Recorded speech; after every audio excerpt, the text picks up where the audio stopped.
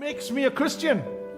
What makes me a Christian? What is the fundamental difference between me and any other faith? When I stand next to somebody else with any other faith, even faithlessness is also a faith in something else. What makes the difference between me and them? What makes me sure that I am genuinely saved, for that matter? What makes me sure that I'm genuinely a Christian? Everybody needs to be good. Everybody's taught to be good.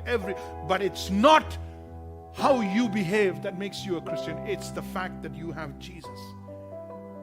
It is that Christ has made you alive to God. The difference between you and an unbeliever, between a Christian and a non-Christian, is that you are alive to what? The presence of God, the holiness of God, and the power of God. You're alive to it. You know it. You can feel God's presence, not just in worship time. Everybody thinks that in worship time, you come in worship time, we've come into the presence. Yeah, you are in the presence of God all along. A believer will live in the presence of God. At worship time, when we all gather, we express our love in the presence of God, in the assembling of the saints. We testify about Him. But for the rest of time, we are in His presence. A believer knows the difference. He is alive to the presence of God, alive to the holiness of God. That means sin.